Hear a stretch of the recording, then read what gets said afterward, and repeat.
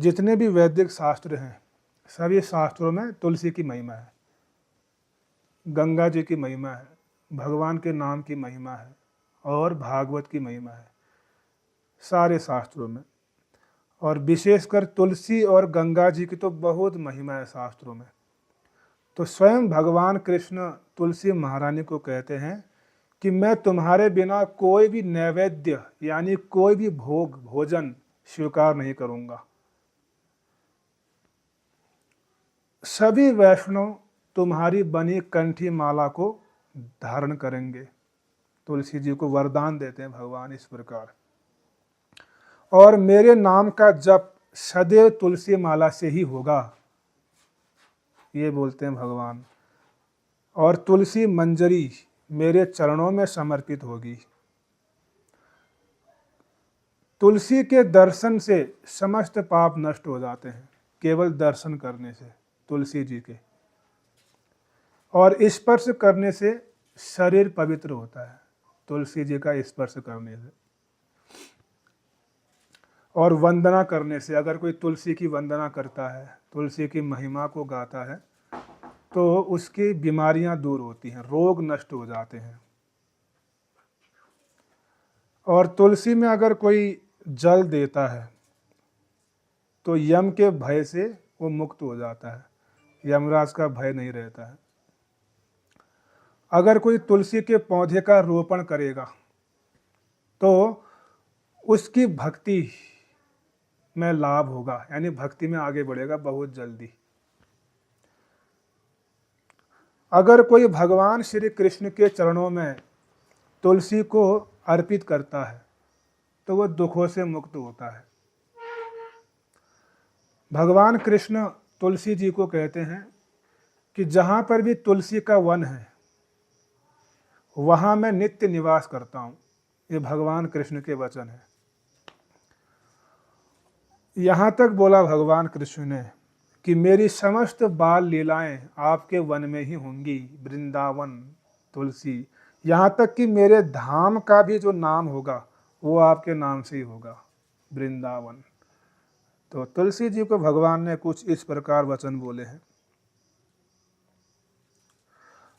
तो ठाकुर जी को हम जो व्यंजन भोग परोसते हैं भगवान के लिए, तो वह कैसे परोसना चाहिए इसका वर्णन भी दिया गया है शास्त्रों में। तो जो भी हम भोग भगवान के लिए बनाते हैं वो सब इकट्ठा करके ठाकुर जी के समक्ष रखना है सबसे पहले। उसके पश्चात फिर अंत में तुलसी दल को उनमें डालना है। किचन से तुलसी पत्ता डाल के नहीं लाना है, फिर वो भोग नहीं होगा, वो प्रसाद बन जाएगा, ये बताया गया है। पहले ऑल्टर है, वहाँ ठाकुर जी के समक्ष भोग रखिए, उसके बाद फिर तुलसी दल तुलसी पत्ता उनमें रखिए। अगर किचन से ही रख के ला रहे हो तो फिर वो भोग नहीं माना जाएगा, फिर वो प्रसाद हो जाएगा। ठीक है, आया समझ में? ऐसे करना है ठाकुर जी को अर्पित। किसी के घर में अगर क्लेश हो या दूसरा कोई संकट हो या चित्त अशांत हो या कोई मुकदमा हो रहा हो, कहीं हानि हो रही हो, ये क्यों होता है? ये पापों के कारण होता है, भगवान कह रहे हैं। और तुलसी क्या है? पाप नाशनी है, पापों को नष्ट करने वाली है। अगर कोई श्रद्धा सहित तुलसी की सेवा करता है, उनकी वंदना करता है और उनके समक्ष भगवान का नाम जपता है, तुलसी के समक्ष, और दीपक जलाता है, परिक्रमा करता है, तो इसके सारे पाप नष्ट हो जाते हैं, ऐसा भगवान कह रहे हैं। और जैसे पाप नष्ट होंगे तो फिर अमंगल नहीं होगा, फिर हानि नहीं होगी, फिर क्लेश नहीं होंगे घर में। तो तुलसी को घर में रखने की ये महिमा है। तो इसलिए तुलसी जी को हमको सामान्य नहीं समझना है। तुलसी, जिस घर में तुलसी सूख जाती है तो वो अपराध के लक्षण माने गए हैं, अपराध हो रहे हैं कुछ न कुछ, तभी तुलसी सूखती है। नहीं तो जितनी हरी भरी तुलसी रहेगी तो समझो भक्ति अच्छे से हो रही है उस घर में भक्ति बढ़िया से हो रही है।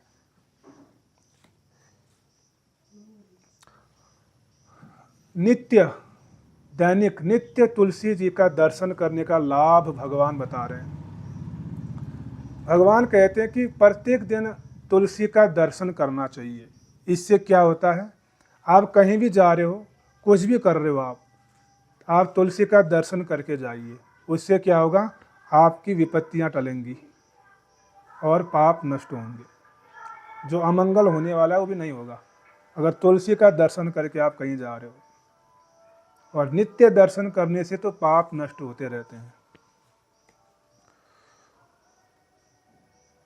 और तुलसी जी की सेवा हमको किस प्रकार करनी चाहिए, ये भगवान बता रहे हैं। तुलसी जी को सामान्य पौधा मानकर सेवा नहीं करनी है। जैसे हम भगवान कृष्ण की सेवा करते हैं, उनके विग्रहों की सेवा करते हैं, उसी प्रकार तुलसी जी की भी सेवा करनी चाहिए।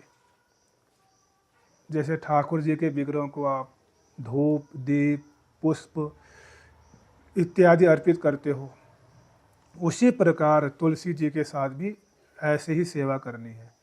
प्रणाम करना, परिक्रमा करना, आरती करना, सर्दी गर्मी से रक्षा करना, जैसे भगवान की करते हैं वैसे तुलसी जी की करना। अगर कोई तुलसी जी की इस प्रकार सेवा करेगा तो भगवान हरि बहुत प्रसन्न होते हैं और समस्त क्लेश और पापों को मिटाते हैं।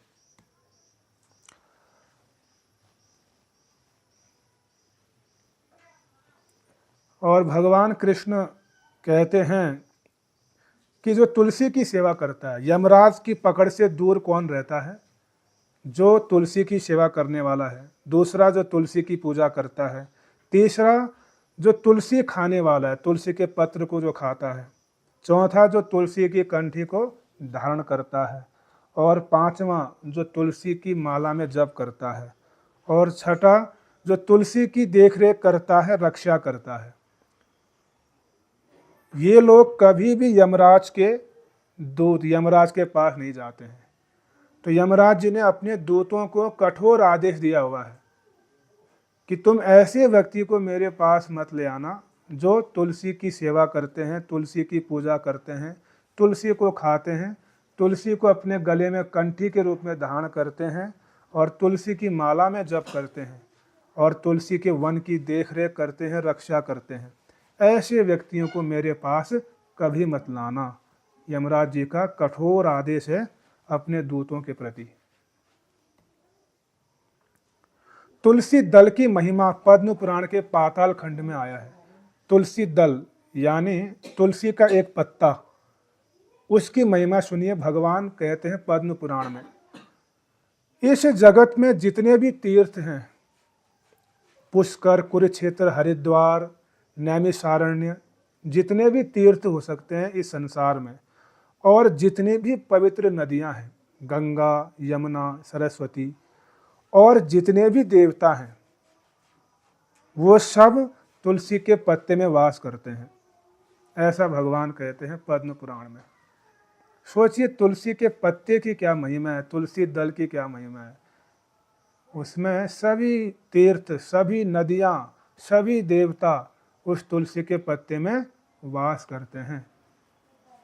अगर आप तुलसी के पत्ते को स्वीकार कर रहे हो तो आपको कितना बड़ा लाभ मिलेगा, आप सोच भी नहीं सकते हो आप।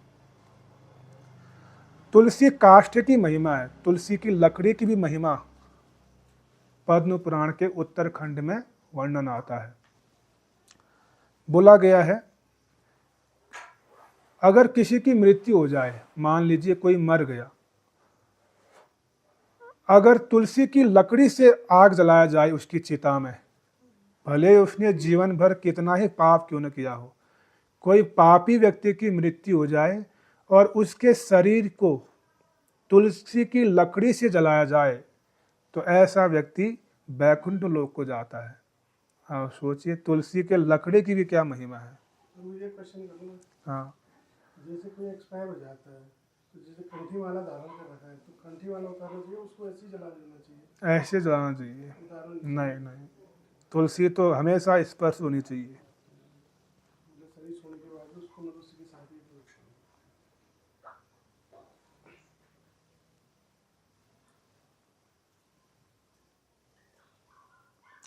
और भगवान पद्म पुराण में कहते हैं, यदि दाह संस्कार के समय बहुत सारी लकड़ियां होती हैं लेकिन उसमें केवल एक लकड़ी तुलसी की डाल दी जाए तो ऐसा व्यक्ति सभी पापों से मुक्त हो जाता है, उच्च लोकों में जाता है। तो तुलसी के काष्ठ की भी ऐसी महिमा है। और भगवान कहते हैं जो तुलसी की लकड़ी होती है उससे आग जलाकर कोई दीपक भगवान को अर्पित करता है तो 10 करोड़ दीप दान का फल उसको मिलता है, ऐसा पद्म पुराण में कहा गया है।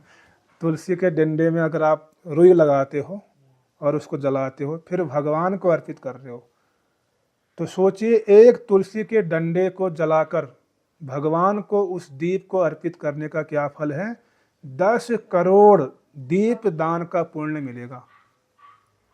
ऐसी महिमा है तुलसी के लकड़ी की। इसीलिए हम इस्कॉन मंदिर में कई भक्त ऐसे हैं जो तुलसी के डंडे को, लकड़ी को जलाकर भगवान को दीप अर्पित करते हैं। तो ये तो सामान्य दिनों की बात हो रही है। कार्तिक में अगर कोई ऐसा करेगा तो उसकी तो गणना करना संभव नहीं है, क्या फल मिलेगा।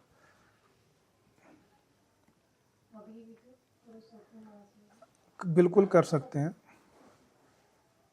कभी भी कर सकते हैं, कभी भी कर सकते हैं, हमेशा कर सकते हैं।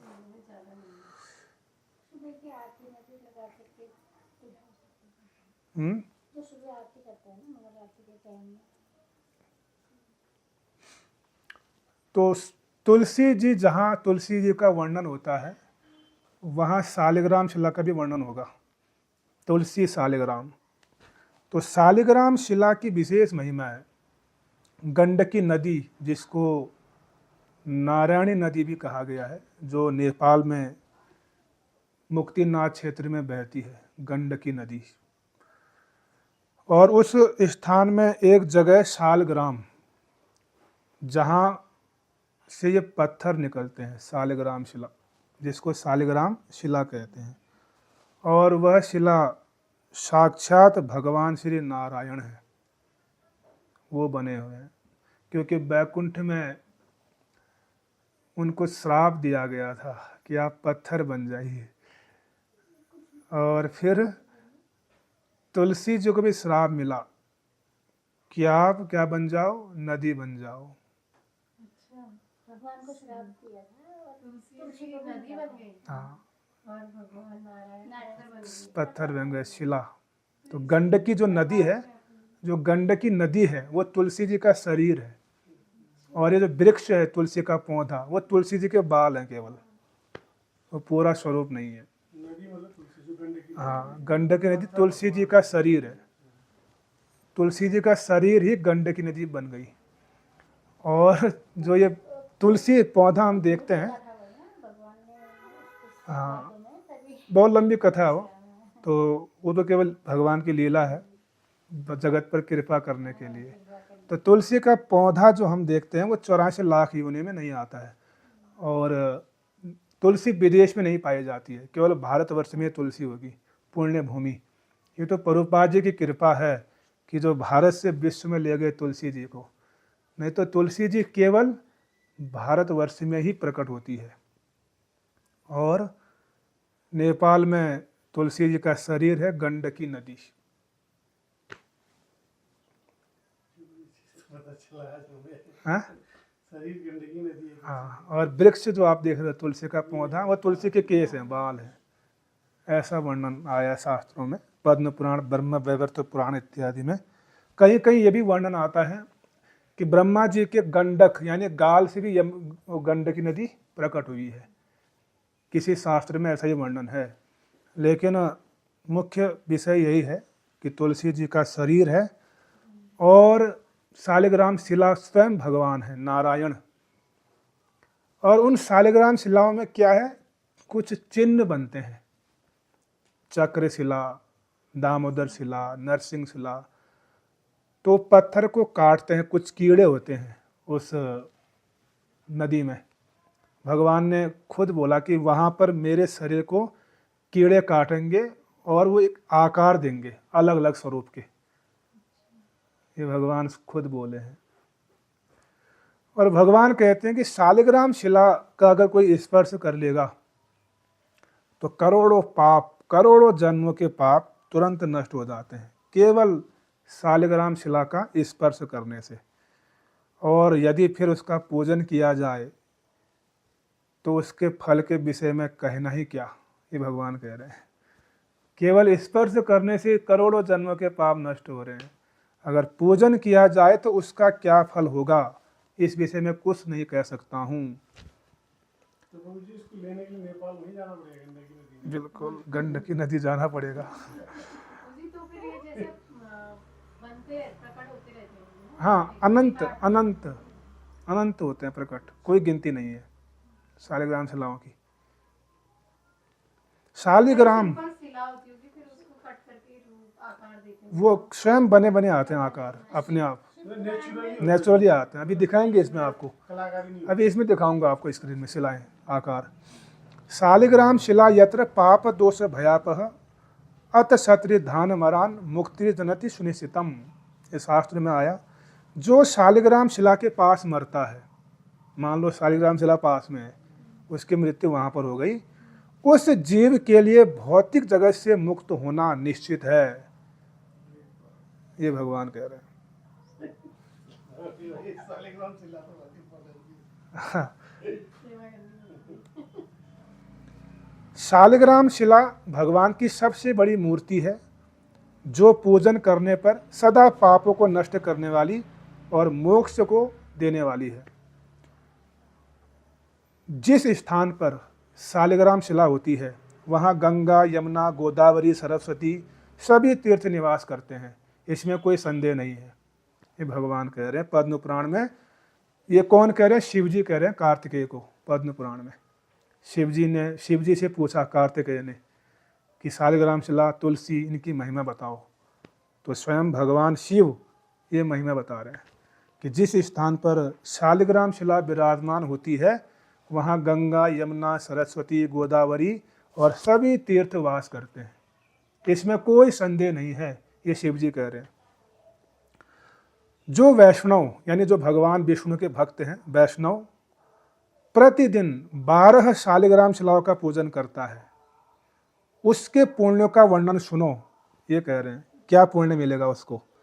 गंगा जी के तट पर करोड़ों शिवलिंगों का पूजन करने से तथा लगातार 8 युगों तक काशी में वास करने से जो पुण्य प्राप्त होता है वही पुण्य उस वैष्णव को एक ही दिन में प्राप्त हो जाता है। कितनी बड़ी महिमा है, है कि नहीं? अगर कोई वैष्णव है प्रतिदिन 12 शालिग्राम शिलाओं का पूजन कर रहा है तो शिव जी कहते हैं कि काशी में अगर वो 6 युगों तक वास करे और गंगा के तट पर करोड़ों शिवलिंगों का पूजा करे तो उसका जो फल मिलेगा वो फल उस वैष्णव को एक ही दिन में मिल जाएगा 12 शालिग्राम शिलाओं का पूजन करने से। इतनी बड़ी महिमा है, ये स्वयं शिव जी कह रहे हैं पद्म पुराण में। और शिव जी कहते हैं जो वैष्णव शालिग्राम शिला का पूजन करता है उसके पुण्यों की गणना करने में मैं और ब्रह्मा भी समर्थ नहीं है। ये शिव जी के वचन है। आया समझ में? तो ऐसी महिमा है, इसलिए हमको इस महिमा को जब सुनते हैं तो थोड़ा जगते हैं हम, फिर गंभीर होते हैं, सीरियस होते हैं। यार आज तक पता ही नहीं था ऐसी महिमा है। जैसे धन की महिमा कोई सुनता है तो फिर धन को क्या करता है, वो गंभीरता से लेता है। बच्चे को क्या पता धन की महिमा, बच्चे को खिलौने से मतलब है, वो तो उसको 500 का नोट दो फाड़ के फेंक देगा, उसको पता नहीं है। तो वही हमारी स्थिति है कि हमको महिमा पता नहीं है तुलसी की, शालिग्राम की, तो हम ऐसे ले रहे हैं उनको हल्के में। जब महिमा पता चल जाएगी तो फिर गंभीर हो जाएंगे। जैसे अर्जुन भगवान कृष्ण को अपना सखा मान रहे थे, लेकिन जब भगवान ने अपना विराट रूप दिखाया तो अर्जुन क्या कह रहे हैं, सखेति मत्वा, मैंने आपको अपना सखा समझा, कभी कभी मजाक भी किया आपसे, कभी आपके कंधे पर हाथ रखा, कभी एक ही बेड में हम सोए, मेरे पैर आपके दिव्य अंगों को स्पर्श किया, आपके शरीर को, मुझे क्षमा कर दो। मैंने आपको अपना मित्र समझा, लेकिन आप कौन निकले, आप तो साक्षात भगवान हैं। अर्जुन ऐसा भाव आया। ये ऐसा ही हुआ जैसे आप किसी व्यक्ति के साथ जा रहे हो, 1 हफ्ता 2 हफ्ता उसके साथ आपने गुजारा, खूब मजाक किया, ऐसे रह रहे हो, लेकिन 2 हफ्ते बाद आपको पता चलता कि ये इस देश के प्राइम मिनिस्टर हैं, तो फिर कैसा लगेगा आपको? वही चीज़ है। तो अभी हमको महिमा पता नहीं है, तो इसलिए हम हल्के में ले रहे हैं। तो आप शालिग्राम शिला की महिमा बहुत है शास्त्रों में, और इसकी संख्या भी बताई गई है, कितनी संख्या में हमको इसका पूजन करना चाहिए शालिग्राम शिला की। शालिग्राम शिला एक या अनेक हो, और किस में हो? संख्या, सम संख्या में हो, विषम नहीं, सम संख्या में पूजनीय है। जैसे 4, 6, 8, 2 इस प्रकार होना चाहिए, सम संख्या में शालिग्राम शिला। एक की भी कर सकते हो, एक है? 3 नहीं कर सकते। हाँ, वैष्णव के लिए, वैष्णव के लिए नियम है। और भी कहा गया है,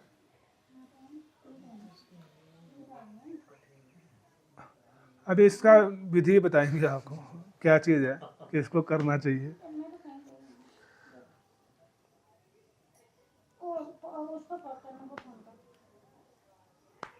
बोले आगे। पद्म पुराण में कहा गया है, भगवान न करे कभी शालिग्राम शिला हाथ से गिर जाए। मान लो किसी ने अपने हाथ में शालिग्राम शिला को लिया है, गलती से अगर छूट गया हाथ से, वो शिला खंडित हो गई, वो टूट गई, तो वो अपराध नहीं माना गया है, वो अपराध नहीं है। जितने टुकड़े हो जाएं वो सब दिव्य अपने आप में। जितने टुकड़े हो गए टूट के, वो प्रत्येक टुकड़े अपने आप में क्या है? दिव्य है। वो शालिग्राम है, वो सेवा करने योग्य है, उनकी सेवा करना चाहिए। शालिग्राम शिला अगर खंडित हो जाए तो वो दोष नहीं माना गया है, तो उसकी पूजा हो सकती है। ऐसी महिमा है शालिग्राम की। एक छोटा सा कण भी हो, खंडित भी हो, तब भी उसकी, हाँ, फिर भी उसकी पूजा की जा सकती है। एक एक शिला, एक एक टुकड़ा अपने आप में क्या है? दिव्य है। तुलसी के साथ हमेशा, शालिग्राम के साथ हमेशा तुलसी होनी चाहिए। गंडकी नदी में देखो भगवान रह रहे हैं, तुलसी जी है ना साथ में, तो तुलसी जी को शालिग्राम से या शालिग्राम को तुलसी से अलग नहीं करना है। केवल रात के विश्राम के समय ही आप तुलसी निकालो, और बाकी तुलसी के साथ हमेशा। और ये तो वैष्णव के और वर्णाश्रम धर्म के अनुसार देखा जाए, ब्राह्मण, क्षत्रिय, वैश्य, शूद्र, तो ये 4 वर्ण जो बताए गए हैं सामान्य, तो ब्राह्मण को 5 शिलाओं का पूजन करना चाहिए, क्षत्रिय को 4 शिला, वैश्य को 3 और शूद्र को 1। तो ये नियम वर्णाश्रम धर्म के अनुसार है। वैष्णव के लिए ये नियम लागू नहीं होता, जो भगवान के भक्त हैं। और कहा गया कि शालिग्राम शिला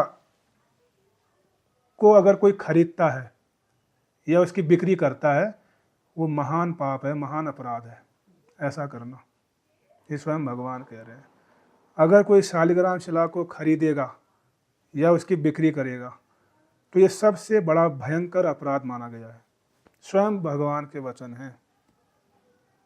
इसलिए नेपाल में जब हम गए थे वहाँ गंडकी नदी में, तो वहाँ के लोग क्या करते हैं? शालिग्राम शिला को बेचते हैं, कुछ लोग खरीदते भी हैं।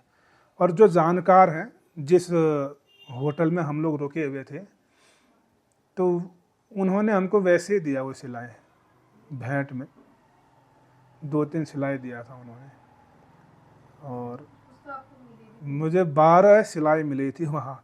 4-5 घंटे लगाए थे हमने, तब जाके मिली इतनी सिलाएँ गंडकी रिवर।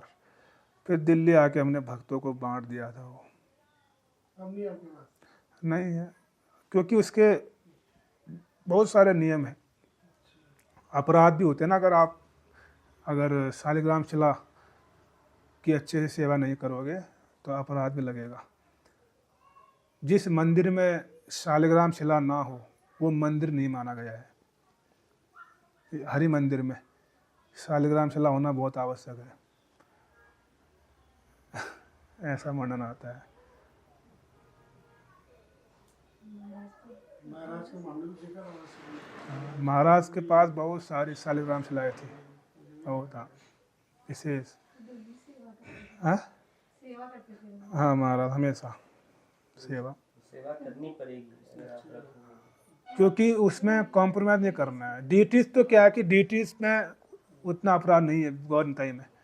अगर आप शालिग्राम रखते हो तो पूरा जिम्मेदारी लेनी पड़ेगी आपको। हाँ, वो स्वयं प्राण प्रतिष्ठित है, उनको प्राण प्रतिष्ठा करने की आवश्यकता नहीं है शालिग्राम जी को। वो साक्षात भगवान ही हैं, उनसे अलग नहीं है। विग्रह तो मूर्ति हैं, लेकिन ये विग्रह तब बनते हैं जब प्राण प्रतिष्ठा की जाती है वैदिक मंत्रों के द्वारा, तब वो पूजनीय होते हैं, वंदनीय होते हैं। लेकिन शालिग्राम शिला अपने आप में पूजनीय है। तो रूल्स क्या क्या होते हैं प्रभु जी, जैसे उसको रखे तो मतलब? सबसे पहले तो ब्राह्मण दीक्षित होना चाहिए गुरु से, कंडीशन सबसे पहले, तब आप पूजा के अधिकारी हो। दीक्षित व्यक्ति ही पूजा का अधिकारी है, और स्त्री का अधिकार नहीं है शालिग्राम पूजा में, पुरुष ही करेगा, ऐसा वर्णन है। स्त्री नहीं कर सकती है, नारी के लिए ये नहीं है। तो ये चीज़ें हैं, लेकिन वो आसान नहीं है, इसलिए दर्शन कर लो, महिमा सुन लो, तुलसी की पूजा कर लो। सबसे अच्छा ये है, सबसे अच्छा ये है कि तुलसी की पूजा कर लो, तुलसी की भी बहुत महिमा है ना। वो अपराध है, महान अपराध है वो, पूजा करनी चाहिए।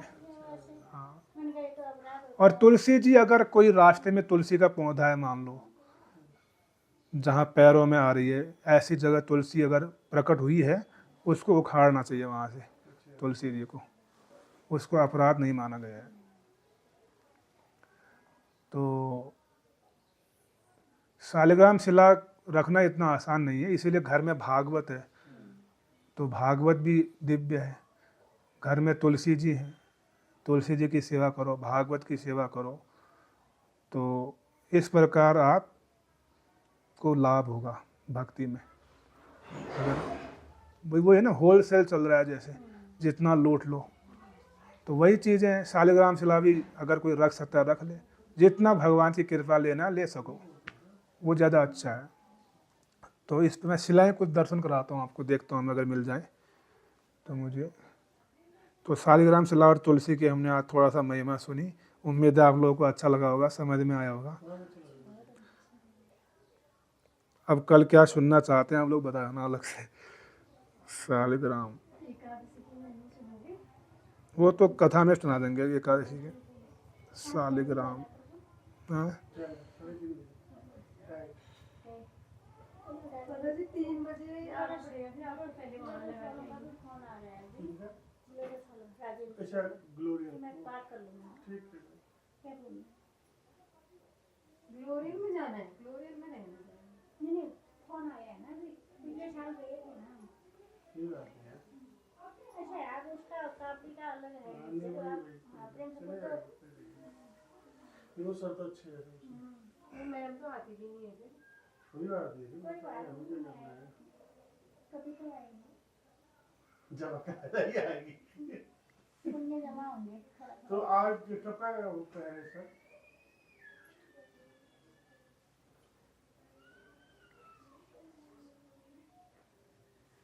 तो कुछ शिलाओं का मैं आपको दर्शन कराता हूँ।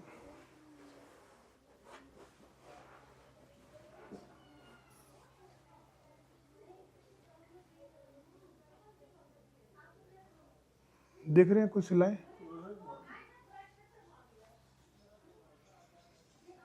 ये शालिग्राम शिला और अच्छे से क्लियर देखो। ये नहीं, एक फोटो लिया है मैंने।